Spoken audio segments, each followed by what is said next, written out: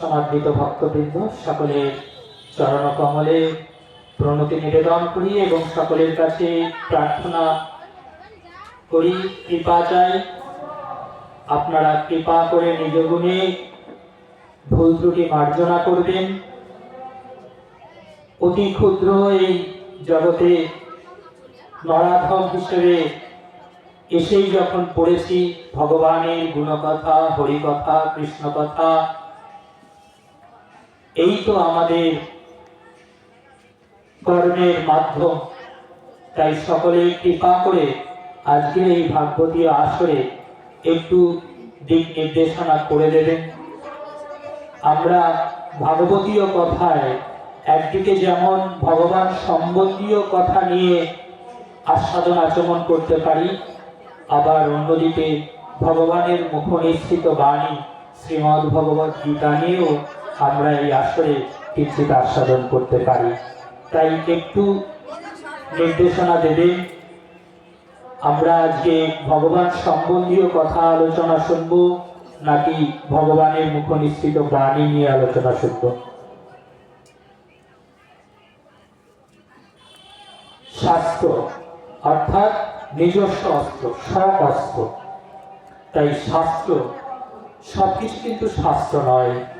এত গ্রন্থাদি আছে, কত পুরাণ, উপনিষদ, রামায়ণ, মহাভারত, সমস্ত কিছুর মধ্য থেকে শ্রীমদ্ ভাগবত এবং শ্রীমদ্ ভাগবত গীতা, এই হচ্ছে আমাদের জীবনে, মনুষ্য জীবনের ম্যানুয়াল বলা হয় ইংরেজিতে, মানে মূল। তাই ভাগবতী আসরে আজকে আপনারা একটু আমায় বলে দেবেন যে আমরা ভাগবতীয় কথা, ভগবান সম্বন্ধীয় কথা আলোচনা শুনবো নাকি ভগবানের মুখনিসৃত বাণী সম্পর্কে আলোচনা শুনবো? বলো, গীতা নিয়ে আলোচনা হবে? গীতা শ্লোক, গীতা শ্লোক নিয়ে আলোচনা চলবে? ভালো হবে। ঠিক আছে, বেশ, চলুন আজকে এই আসরে আমরা তাহলে ভগবানের মুখনিসৃত বাণী শ্রীমদ্ ভগবত গীতা নিয়ে আসি। আমরা কিঞ্চিত আস্বাদন করি, আনন্দ উপভোগ করি। অমৃত কথা, ভগবানের কথা মানে অমৃত কথা। একমাত্র দেখুন, এত শাস্ত্রগ্রন্থ, মনুষ্যকৃত শাস্ত্রগ্রন্থ, ব্যাসদেব কৃষ্ণ দ্বৈপায়ন, কৃষ্ণকে যিনি পেয়েছেন, কৃষ্ণের বাণীকে যিনি ধারণ করেছেন, সেই ব্যাসদেব, ব্যাস মুনি এই গীতা জ্ঞানকে ধারণ করেছেন। আর আমাদের গণদেবতা সর্বাগ্রে যিনি পূজিত হন, সেই দেবতা স্বয়ং গ্রন্থিত করেছেন। এহেন গ্রন্থের কথা আমাদের কি মধুর না লেগে পারে? আসুন সেই অমৃত কথা, মধুর কথা শ্রীমদ্ ভগবত গীতা থেকে শ্লোক উদ্ধৃতি করে কিঞ্চিত আস্বাদন করি।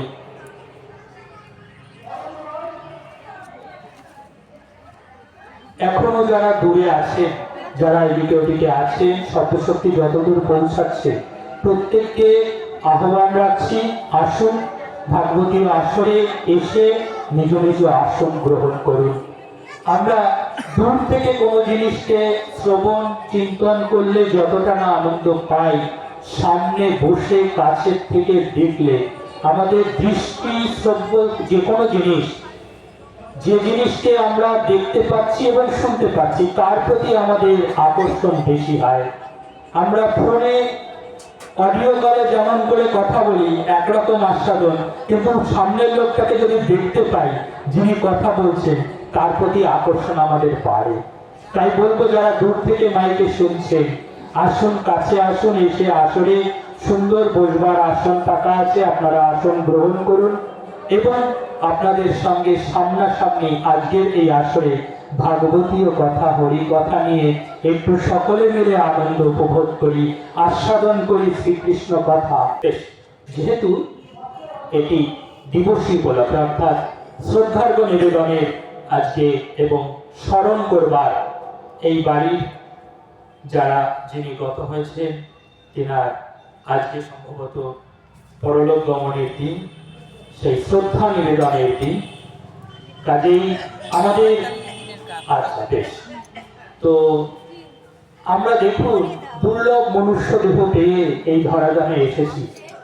৮০ লক্ষ জনই ভ্রমণ করেছি বিভিন্ন কীট পতঙ্গের মধ্যে। তারপর ৪ লক্ষ জনির জন্য ভগবান ধার্য করেছেন এই মনুষ্য দেহ। ক্ষুদ্রাতি ক্ষুদ্র কত কীট পতঙ্গ হয়ে এসেছি। তাই এই যে মাত্র ৪ লক্ষ জনি আমাদের মনুষ্যর জন্য ধার্য, তার মধ্যে আমাদের ভগবান কৃপা করে আবার যেখান থেকে পাঠিয়েছেন সেখানে ফিরিয়ে নেবেন। তবে আমরা এই যে মনুষ্য দেহ পাচ্ছি, এই মনুষ্য দেহটা ভগবান বলছে এই দেহটা হচ্ছে কর্মের জন্য পাঠানো হচ্ছে। অর্জুনকে ভগবান বলছেন, হে অর্জুন, তুমি কি জানো তুমি কে, কেন তোমাকে জগতে পাঠানো হয়েছে? অর্থাৎ ব্রহ্ম জিজ্ঞাসা।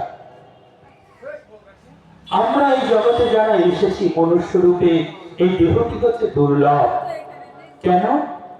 কারণ একমাত্র ভগবানের সেবার যাবতীয় উপকরণ ভগবান আমাদের মধ্যে দিয়েছেন। অন্যান্য কীট পতঙ্গ পশু পাখি যত এই ৮০ লক্ষ জনি আছে, প্রত্যেকের কিন্তু মায়েরা বাবারা দেখুন একটু লক্ষ্য করে, প্রত্যেকের মধ্যে কিন্তু আহার নিদ্রা মৈথুন সব আছে। কিন্তু এই মনুষ্য আমাদের মধ্যে আহার নিদ্রা মৈথুনের পাশেও কি দিয়েছে? শিক্ষা, চেতনা, বোধ, স্বপ্ন দেখার ক্ষমতা। একটা পশুর থেকে আমরা এই মনুষ্য জনিতে কিসে তফাৎ? এই চিন্তা চেতনায় তফাৎ। আমরা ভাবতে পারি, চিন্তা করতে পারি। তাই তো এই জগতে এই যে প্রকৃতিময় প্রপঞ্চময় এই জগৎ, কীটি তেজ মরুদ বনে গোড়া এই দেহ, প্রত্যেকের মধ্যেই দেখুন আছে, পশুর মধ্যেও আছে, মনুষ্যের মধ্যেও আছে। পশুর থেকে মনুষ্য আমরা কেন তফাৎ? এই জায়গায় আমরা তফাৎ। আমরা এই জগতে ভগবান সরাসরি, যে কারণে কোন পশু থেকে দেবত্বে উপনীত হতে গেলে আগে মনুষ্যত্বে আসতে হয়, আর আমরা মনুষ্যত্ব থেকে এই মানুষত্বে জন্মগ্রহণ করে দেবত্বে উপনীত হতে পারি। আমাদের অশেষ কৃপা। ভগবান যদি কারোর উপর কৃপা করেন, শৈশব থেকেই আমরা সেই দেবত্বের সন্ধান খুঁজতে পারি, দেবত্বের লক্ষণগুলো আমাদের মধ্যে পরিলক্ষিত হয়। আজকে এই যে গীতা জ্ঞান, হরি কথা, ব্রহ্ম কথা, ব্রহ্ম, আমরা দেখুন এই যে জগৎ, প্রপঞ্চময় জগৎ, এই জগতের মধ্যে, এই পার্থিব জগতের মধ্যে পরম আত্মা হতে এসেছি। পরম আত্মা, আত্মা একটি শক্তি, যাকে সৃষ্টিও করা যায় না, ধ্বংস করা যায় না। ভগবান বলছে আত্মা অবিনশ্বর। আত্মাকে না কর্তন করা যায়, না আগুনে পোড়ানো যায়, না জলে ভেজানো যায়। আত্মা অবিনশ্বর। তাই আমরা প্রত্যেকে এখানে যারা আছি, এই দেহটা কিন্তু আমি নই। এই দেহটাকে আমি বলে ভাবলে আমরা ভুল ভাববো। আমি হচ্ছি এই দেহে থাকা সেই আত্মা। যে আত্মা যতক্ষণ এই শরীরে আছে, ততক্ষণ এই শরীরটাকে আমার শরীর বলছি, আমার শরীর। তাহলে আমিটাকে, আমিটা হচ্ছে সেই পরম আত্মা, ওইটিই আমি। আর সেই আমিটা যোগাযোগ রক্ষা করছে কার সাথে? পরম আত্মার সাথে। তাই আমাদের প্রত্যেকেই আমরা পরমাত্মাকেই এসেছি, আবার পরমাত্মাতেই বিলীন হব। আর বাকিটা শুধু আমাদের রূপান্তর হবে। এই পূর্ণ বস্ত্রের মতন, জীর্ণ বস্ত্রের মতন, জীর্ণ হয়ে গেলে বস্ত্র ফেলে দিচ্ছি, তদ্রূপ আমাদের আত্মা যখন এই দেহ জীর্ণ জরাজীর্ণ হয়ে যাচ্ছে, এই দেহ ছেড়ে নতুন দেহ ধারণ করছি। এই হচ্ছে তত্ত্ব, মূল সার। তাই ভগবান বলছে এই যে দেহ, মনুষ্য দেহ আমরা পেয়েছি, এই দেহটা অতীব দুর্লভ। একে লাভ করেছি অনেক জনি ভ্রমণ করে করে। তাই এই জনিতে ভগবান আমাদের কি দিয়েছেন? কর্ম করার অধিকার দিয়েছেন। কর্ম করতে হবে। কি কর্ম? এই জগৎকে লালন পালনের কর্ম। আমরা এসেছি জগৎকে লালন করবার জন্য। এই যে ভগবত সেবা, আমরা এসেছি সেবার জন্য। তাই বলছে জীব সেবাই শিব সেবা। আমরা যদি এই জগতের জীবকে সেবা করতে পারি, তাহলে শিবকে সেবা করতে পারবো। শিব অর্থাৎ সত্য, সুন্দর এবং শান্ত, যাহা এই জগতের আধার। তাই বলা হয় সত্য যাহা তাহাই সুন্দর, তাহাই শিব। সত্যম শিবম সুন্দরম। এই যে প্রপঞ্চময় দেহ, এই দেহকে আমরা যদি আস্বাদন করতে পারি, তবে এই জগতের রূপ, রস, গন্ধ, স্পর্শ সবকিছুকে আস্বাদন করতে পারবো। এই যে আচমন অর্থাৎ এই প্রত্যেকটা উপাদানকে আহ্বান করা। আত্মশুদ্ধি, দেহশুদ্ধি, হরিকথা, কৃষ্ণ কথা, এমনই কথা মহাপ্রভু স্বয়ং বলছেন। আমরা এই কলিযুগে শুধুমাত্র হরি নামে উদ্ধার পাব। ভগবান মহাপ্রভু বলছেন, হরির নামই কেবলম, কলৌ নাস্তেব্য নাস্তেব্য গতির অন্যথা। এই কলিযুগে একমাত্র গতি হচ্ছে হরির নাম।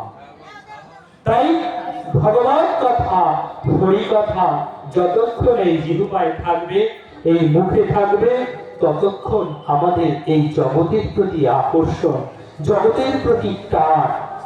এই যে জগৎ, এই যে চন্দ্র, সূর্য, গ্রহ, তারা, পৃথিবী, নক্ষত্র যা আছে, সবকিছু একটা টানে যুক্ত হয়ে আছে। মাধ্যাকর্ষণ, পৃথিবীর বুকে যা আছে অভিকর্ষণ। বিজ্ঞানীরা সেই সমস্ত অনেক কথা বলেছেন, অনেক কিছু খুঁজে পেয়েছেন, নানান নামে ডেকেছেন। কিন্তু আমরা এই যে মনুষ্য, আমরা এই যে পরমের সঙ্গে এই যে আত্মা, এই আত্মা কি টানে জেগে আছি? জ্ঞানের টানে।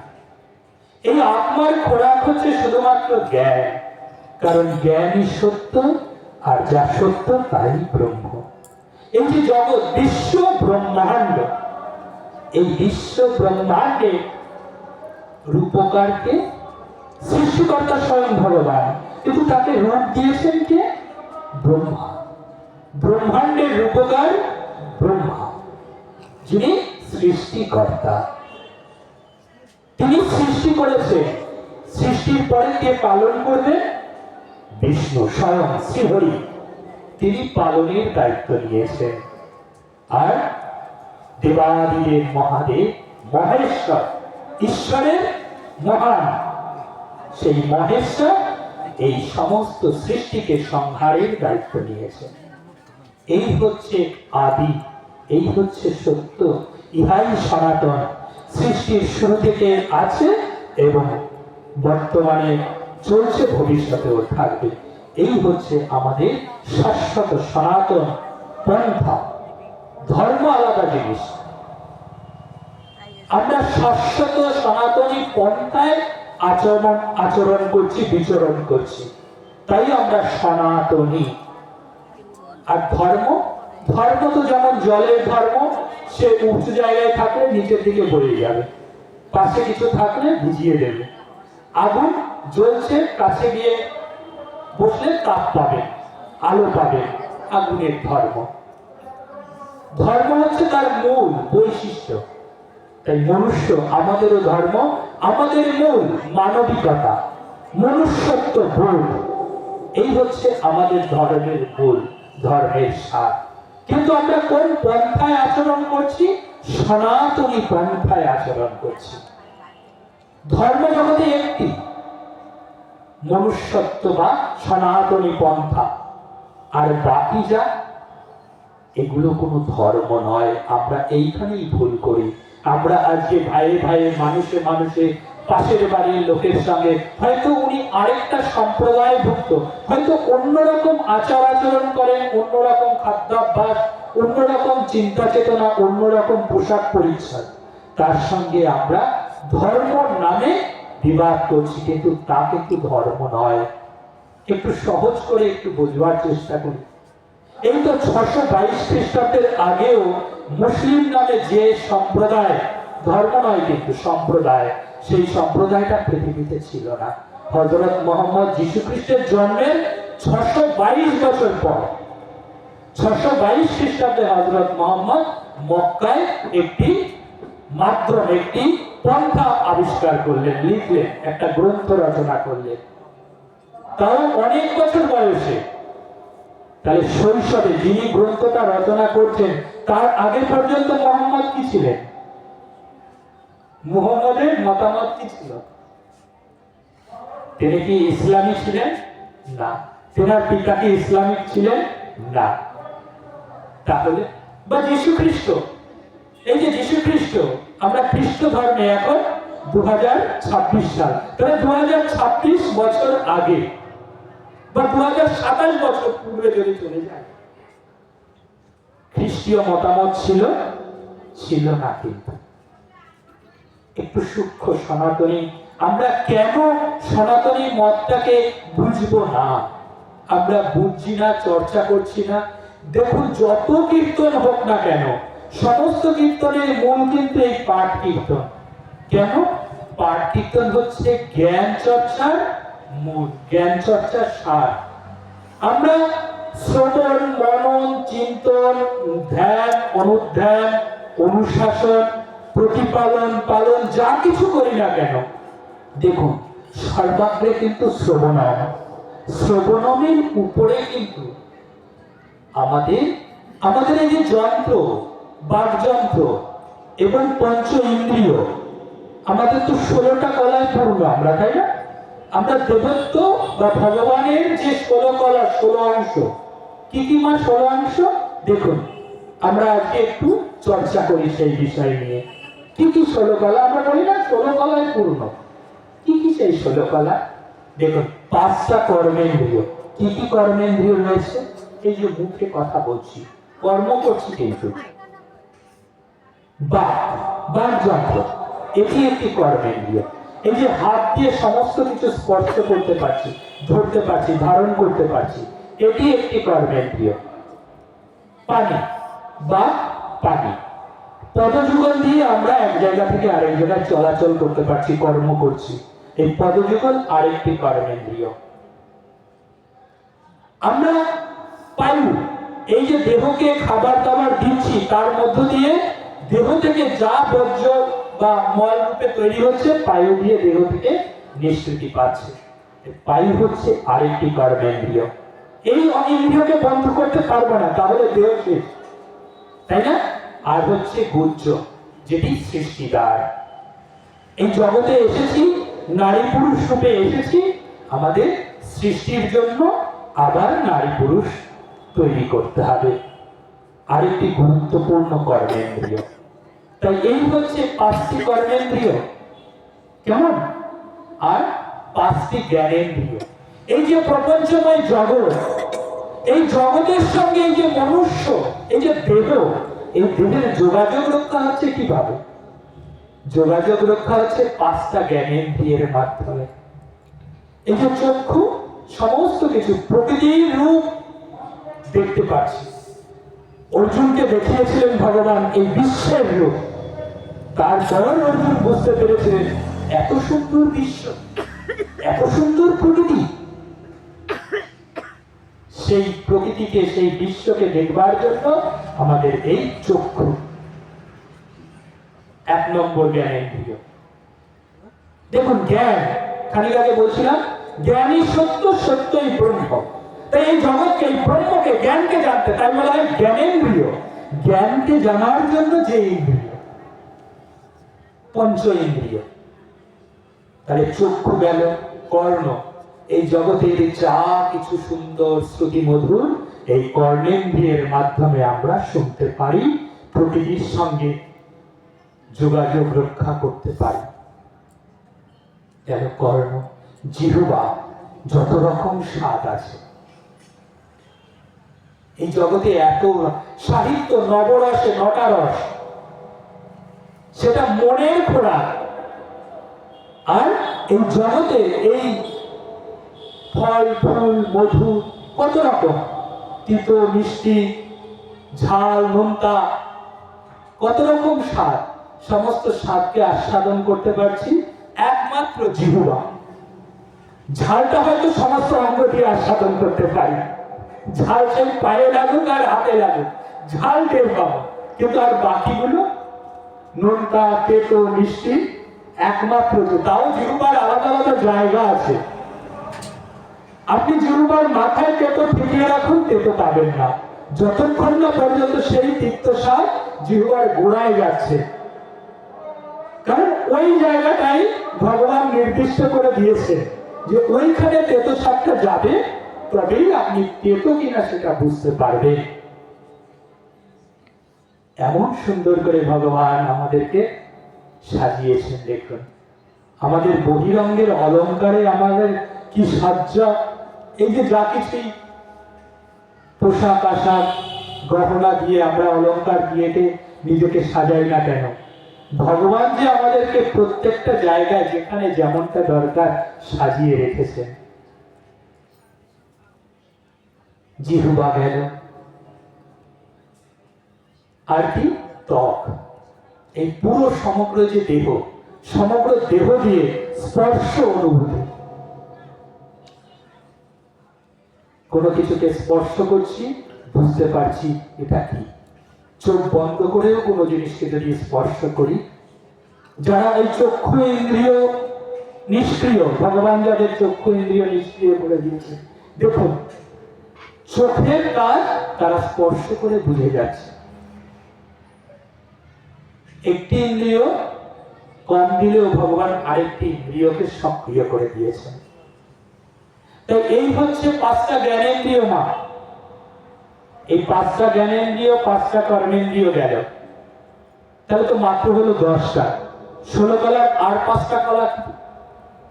এই দেহের, এই যে দেহটা তৈরি হয়েছে, দেহটা একটা খাঁচা, আর খাঁচায় আটকে থাকা প্রাণ পাখি, প্রাণ পাখি, সেই পাখিটা আমি, আপনি। দেহটা নয়, দেহটা খাঁচা।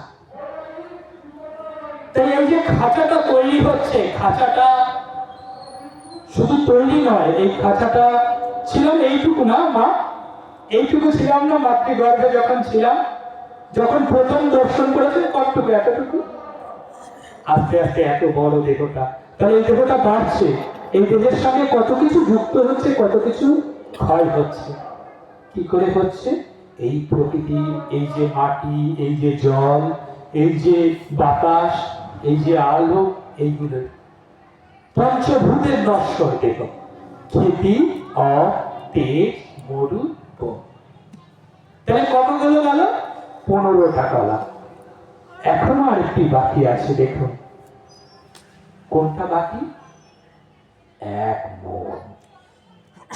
যা কিছুই হোক সেইটা নিয়ন্ত্রণ করছে, এই পুরো সমগ্র দেহটাকে নিয়ন্ত্রণ করছে মন। এই মন সর্ব ইন্দ্রিয়ের ঊর্ধ্বে। আমি যদি এইখানে বসে ভাবি যে আমি অন্য কোথাও চলে গেছি, চোখ বন্ধ করে মন নিয়ে চলে যেতে পারছি। এই মন হচ্ছে এই দেহরূপী রথের সারথি। এই দেহরূপী রথটাকে পরিচালনা করছে মন। তাই এই হচ্ছে মা 16 কলা। বুঝতে পারলাম? এই হচ্ছে 16 কলা। ভগবানের এই 16 কলা আমরা মনুষ্যরা পেয়েছি, আর পেয়েছি বলেই আমরা অমৃতস্য পুত্রা, উপনিষদের বিখ্যাত কথা। আমরা মনুষ্য প্রত্যেকেই অমৃতের সন্তান। আমাদের মৃত্যু হয় না, অমৃত। আমরা শুধু দেহ থেকে দেহান্তরে রূপান্তরিত হই, এক দেহ থেকে আরেক দেহ পাই। এই জনিতে 4 লক্ষ জনের হয়তো এই জনিতে এইরূপ দেহ পেয়েছি। আমরা কত ভাগ্যবান ভাবুন তো। আমরা ভারতবর্ষের মতন দেশে জন্মেছি, গৌরাঙ্গ মহাপ্রভুর দেশে জন্মেছি। যে ভূমিতে, যে বঙ্গে, যে নদিয়ায় মহাপ্রভুর মতন ভগবান এসেছিলেন, আমরা কত কৃপা পেয়েছি। একটু যদি উপলব্ধি করি। তাই এখনো যারা আমরা নামে ডুবতে পারিনি, হরিকথা কৃষ্ণ কথায় গা অবগাহন করতে পারিনি, আমরা নরাধম। আমরা এই জগতে এসেছি, এটা আমাদের ব্যর্থতা হয়ে যায়। এই জ্ঞানগুলো আমাদের জানার কথা ছিল ব্রহ্মচর্যের সময়, মানে যখন 9, 10 বা 15, 16 এই বয়সে ছিলাম, কৈশোরকালে। ব্রহ্ম আমাদের ভগবান বলছেন এই যে দেহ, এই দেহটাকে 4টে স্তরে ভাগ করে দিচ্ছে। শৈশব, শিশুকাল, তারপর ব্রহ্মচর্যের কাল, তারপরে গার্হস্থ্য জীবন, হ্যাঁ, তারপরে বানপ্রস্থ সন্ন্যাস। তাহলে ব্রহ্মচর্য, গার্হস্থ্য, বানপ্রস্থ, সন্ন্যাস। তাহলে ব্রহ্মচর্যের সময় একদা এরকম ছিল, যা কিছু জ্ঞান চর্চার সময় সমস্তটাই ছিল ব্রহ্মচর্যার সময় গুরুগৃহে থেকে গুরুকুলে শিক্ষা। তখনই আমরা সমস্ত শাস্ত্র সম্পর্কে জানতাম। কিন্তু আমরা এমনই দুর্ভাগা যে আমরা এই বৈদেশিক প্রথা, বৈদেশিক ব্যবস্থা চর্চা করতে গিয়ে আমরা গুরুকুলের সেই প্রথাকে নষ্ট করে ফেলেছি। চৈতন্য মহাপ্রভু পণ্ডিত, তাই না? পণ্ডিত ছিলেন। কেন? এমনি এমনি মা নয়, মহাপণ্ডিত ছিলেন। তৎকালীন যত বিদ্যাবাদী, তর্কালঙ্কার, যুক্তিবাদী, ন্যায় শাস্ত্রাধীশ ছিলেন, প্রত্যেককে মহাপ্রভু হারিয়েছেন। তর্কের মাধ্যমে, যুক্তি দিয়ে, শাস্ত্রের ব্যাখ্যা দিয়ে প্রত্যেকে তার কোলে এসে শিক্ষা গ্রহণ করেছেন। 14 বছর বয়সে তিনি তামাম নবদ্বীপে শয়ে শয়ে টোল খুলেছিলেন একার কাছে। সমস্ত জায়গায় তিনি শিক্ষা দান করে বেরিয়েছেন মাত্র 14 বছর বয়সে। বেঁচেছিলেন তো মাত্র 48 বছর।